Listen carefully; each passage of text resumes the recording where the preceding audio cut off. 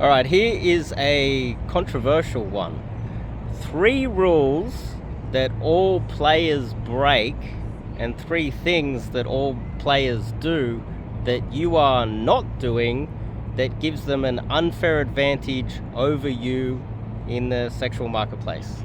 Before we kick it off, I'm Dave, and this channel is dedicated to giving you no BS, novel dating advice for the modern man. Top link in the description. Check out my website and sign up to do some coaching with myself, cold approach coaching, and others as well. Now, we need to premise this controversial topic with the fact that this is in a first world Western society that these rules are being broken.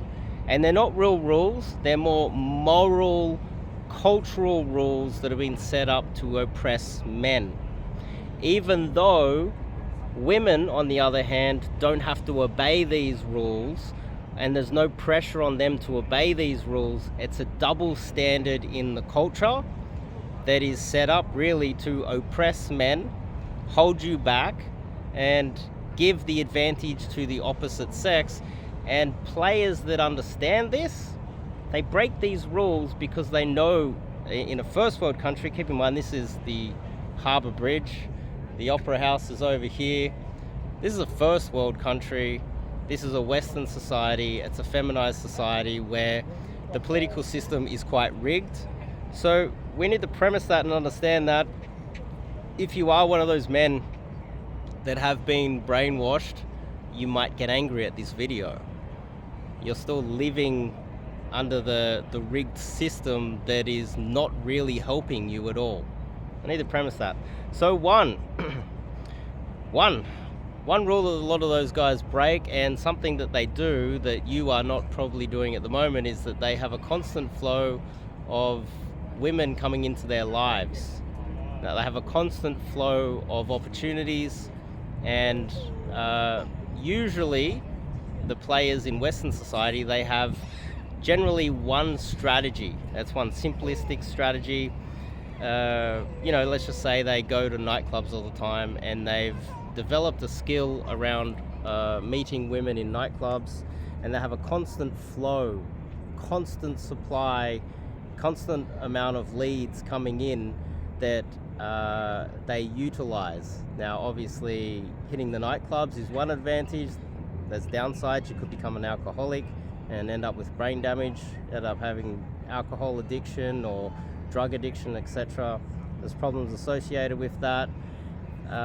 There's also a lot of players, and I spoke to one recently who's in his late 20s, early 30s, like 30 years old, who works full-time. He works in construction, and he's very successful online.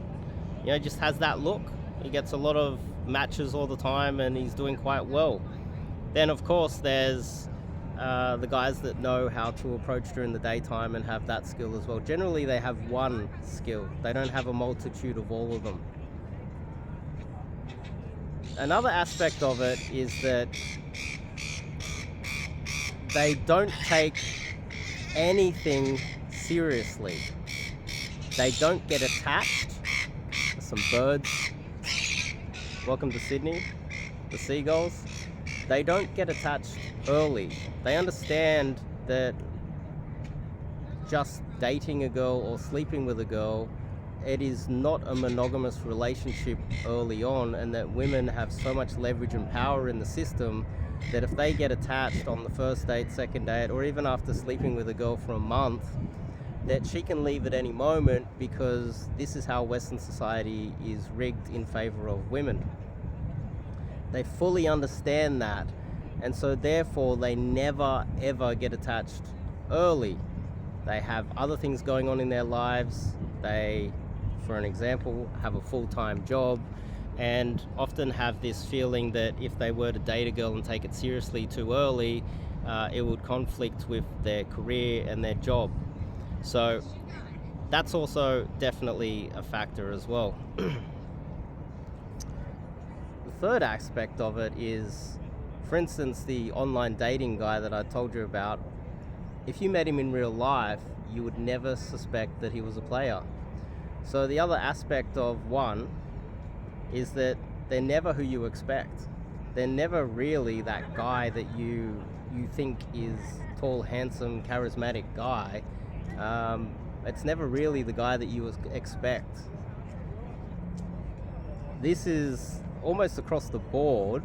There are some guys that you would suspect, but this is why sometimes with high status guys you will, Arnold Schwarzenegger as an example, when he was outed as a bit of a playboy and he had multiple children scattered all over the place, people were a little bit shocked because he seemed like such a nice guy and he's not allowed to be a player.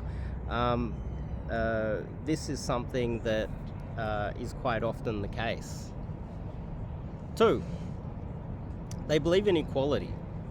Okay, now equality is having the ability to think critically and understand that the game is now heavily rigged in favor of women, especially in Western society. So a player fully understands that the game is rigged and that he is at a massive disadvantage. So he will use all avenues, all ways to cheat the system that women would themselves. Keep in mind, the paternity fraud percentage in Western society is approximately 30%. Look it up. And that's not testing all of the children. Let's just say we went and tested every single child in, say, Australia to check if the father is really the biological father of the kids that he's raising. Might even be 50%, who knows? But this is the hidden secret of the West, is that paternity fraud is out of control. Players understand all of these stats. They understand that the system and the political system is rigged and that women lie. The classic mystery, who lies more, men or women? Women lie so much more. They take advantage of all political aspects that they possibly can to rig it in their favor. And players know that they have to play it on a level playing field, which means that they need to use all of the same deceitful tactics that women do. I know it's controversial. I know a lot of you guys will be like, oh, paternity fraud is only one statistic of so many that I could bring up right now, but this isn't a statistics video, is it? This is a, what do players do that you are not currently doing yourself? The other aspect of that is that they know, let's just say an example, the equality bleeds over to how they date. So if they go out on a date with a girl and she is spending the entire date, early in the date, looking at her phone, disrespecting him, she's kind of rude, she kind of seems like she's not really interesting, who knows, she might be texting other guys while on the date. He doesn't feel obligated to be kind and nice to her and stick around and pay for the entire date and pretend and be super nice to her when she's not reciprocating the same respect. Let's just say he goes out on a date with a girl and she's spending all of the time looking at her phone. She's like giving one-word answers. She's not even treating him like he exists. She's just treating him like a credit card that's there to pay for the date and pay for her because she's so entitled. He will leave on the date before paying the bill or before even ordering the food if she's rude. That is also connected to him having a lot more options because, let's just say he goes to the nightclub all the time, he has other girls in his phone. His little black book is full of other girls. He has other options on his online dating profiles. He has that, one reason he has a lot of options.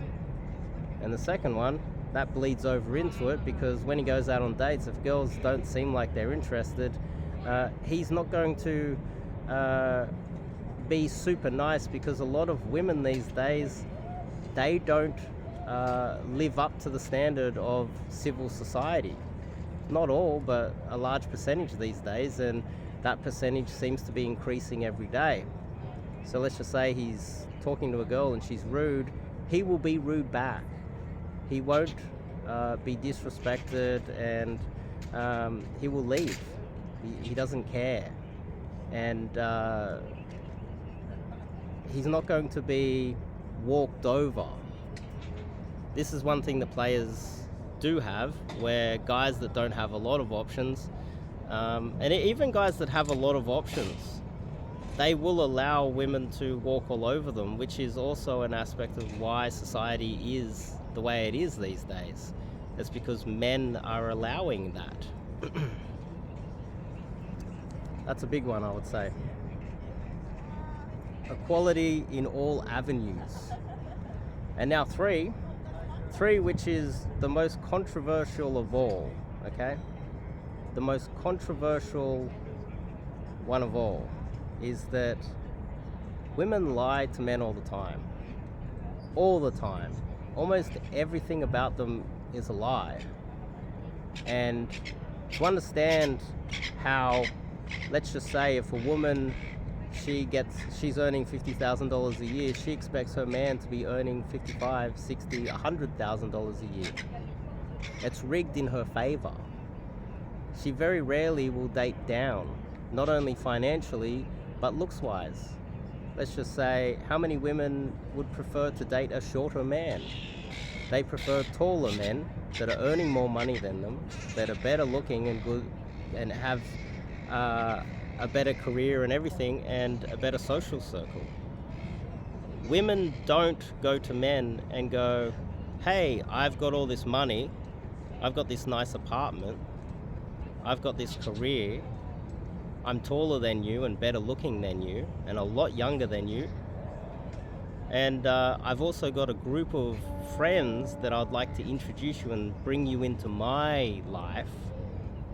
And the man just says yes or no, answers, looks at his phone, doesn't have to bring any personality, and joins her life, and she supplies everything. It's the total opposite. Men have to come with the height, earning the most amount of money. They need to pursue the women, which puts them at a disadvantage. And they bring the woman most of the time into his group of friends, his tribe, and they join his tribe. Now, premising it with that, the end bit is players lie. That's the controversial thing. Players lie, and I know this is only controversial for men that aren't up to date with what is happening today. Let's just say I was a multimillionaire living in South America or in Asia or Eastern Europe, and I had a lot of money, I had a lot of leverage, I had a lot more freedom than I do in the Western society. Then whenever I'm dating a girl, I'm far more obligated to be truthful and not mess around with her and play up, because I've got all of the leverage, you see? But in the West, you've got no leverage. And I do know some extremely wealthy, successful men that have got themselves trapped into a marriage where the woman is taking advantage of him. He's got some kids and he's paying for everything, and if he was to break free of that, he would lose half of everything that he's got, and his entire life would be ruined. Not to mention, she could bring up some charges against him, and she could ruin his life in other ways, maybe ruin his public persona. It could leak out. So many things could go wrong to high-value men in the West, and so he, trying to be the upstanding moral citizen that he is, never lies, never does anything wrong, does the right thing all the time, and he's getting taken advantage of.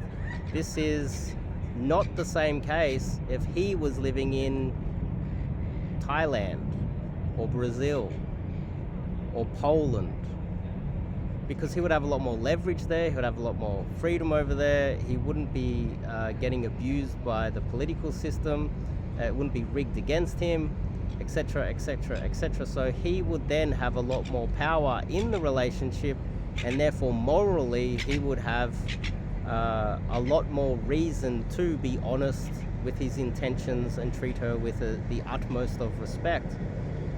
But in a place like Australia,